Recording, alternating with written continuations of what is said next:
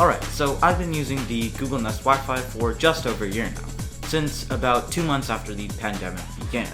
And in this time, it's been an amazing Wi-Fi system. So here are my thoughts. So let's start off with the design. The router is about 3.5 inches tall and 4.3 inches in diameter. It's got a barrel jack port for power, 2 Ethernet ports, and it's made of plastic, recycled plastic. It's also got an LED indicator for Wi-Fi, which is steady when the Wi-Fi is working and fully functional, and blinking during setup or when the Wi-Fi connection is not working. The points are also about the same size as the router. They're 3.5 inches tall and about 4 inches in diameter. They've also got a barrel jack port for power with a 15-watt adapter. It's got capacitive controls on the top for volume and pause play functionality, and it's got a mic on and off button on the back. On the bottom, there's also an LED light ring, which glows when the Google Assistant is active, but when there's no Wi-Fi, it turns into this shade of sort of a yellowy gold. Moving on to the range and the specs, the router itself can support up to 2,200 square feet. As for the points, each point has a range of about 1,600 feet. Both the point and the router have a quad-core 1.4 GHz processor with ML engines. Now let's talk about the speakers and Google Assistant.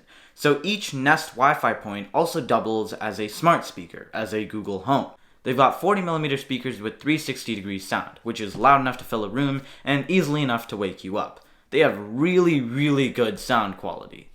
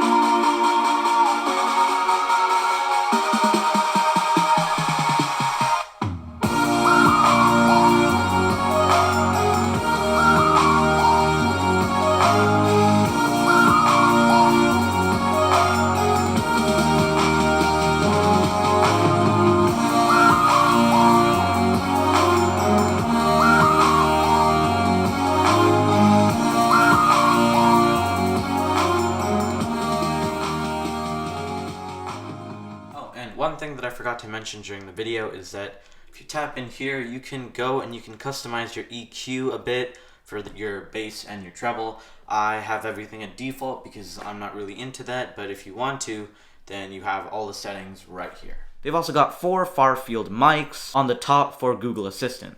They're really good at range, and they can even catch my voice while I'm coming up the stairs. I use the Nest Wi-Fi point in my room as a Bluetooth speaker for my laptop, and it is miles better. My laptop speakers are pretty crappy, so it didn't have much to beat, but still, overall, the sound quality of these are just amazing. I feel like it's on par with my iPad Air. But the only downside to it is that there is a bit of delay. Including me, we're disappointed because we didn't get pro apps. You can also use the Nest Wi-Fi points for Chromecast to cast your songs, or maybe the audio from a TV show. They're basically like a Google Home and a Wi-Fi range extender combined. You can even pause and play directly from the point itself.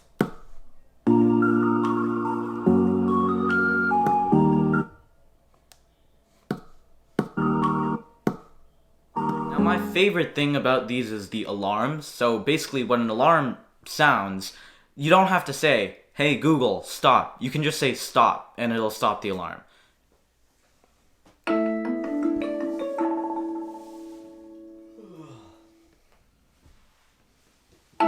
Stop.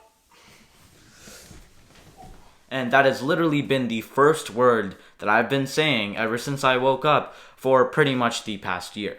Also, another thing that I like about it is that when the alarm does sound, you can just bonk it on the top, just give it a good slap, and it'll stop.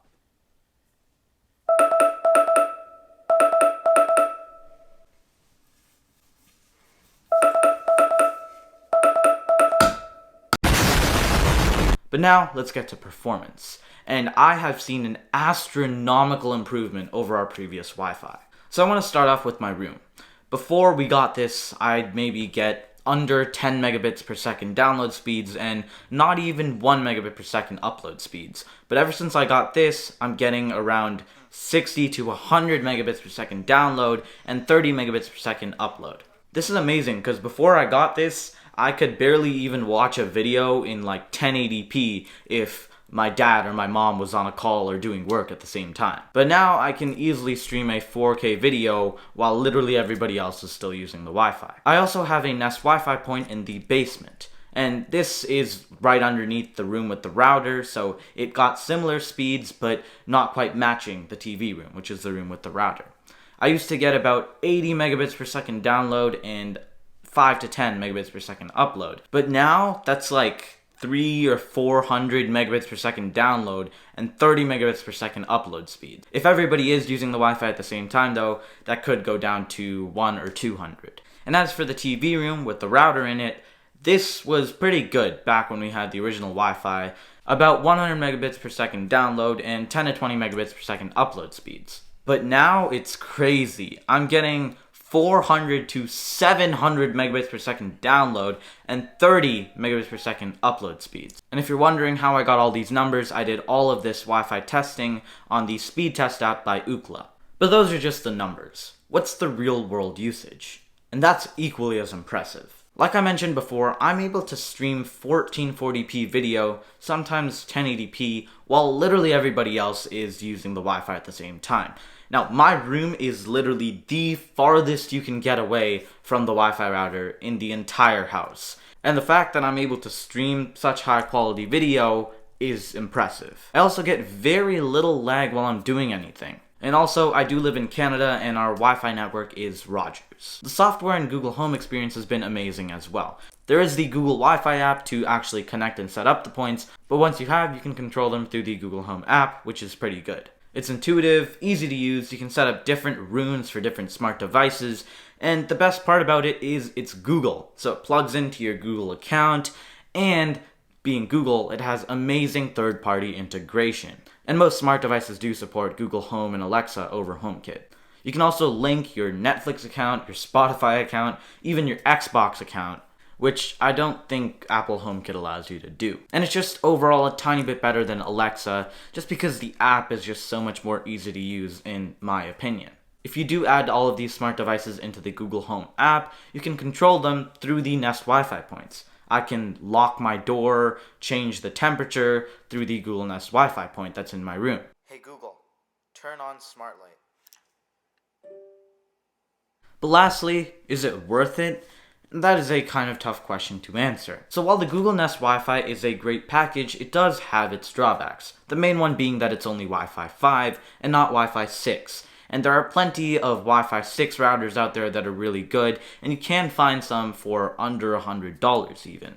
Also, most devices support Wi-Fi 6 nowadays. And there's even a newer version of Wi-Fi 6 coming out that's called Wi-Fi 6E. Now this makes the Google Nest Wi-Fi pretty expensive. In the US, it costs $170 for the router and $150 for each point, though you can buy the router and a point or the router and 2 points together as a package, which I think does cost a bit less overall than buying them separately. In Canada, the router itself is $230 and each point is $200. Also in the US, you do get color choice if you are buying an individual point or the Google Nest Wi-Fi and a single point, but in Canada, you get none of that.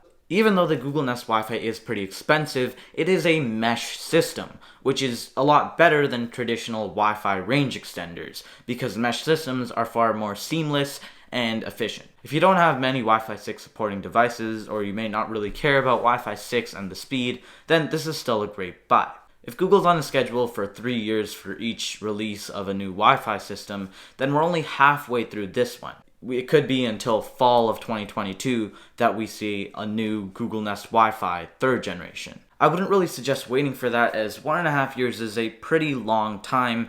However, just keep in your mind that there are other options out on the market, and if you don't really have a big home, then you might not even need a Wi-Fi point added on top of it. You could still just get a Wi-Fi 6 router for under $100 and it'd work great. However, if you do like Google Home and just Google overall in general, then this is a great product. But that's pretty much it for the video. Let me know down in the comments below if your router supports Wi-Fi 5 or Wi-Fi 6, or is it older than that?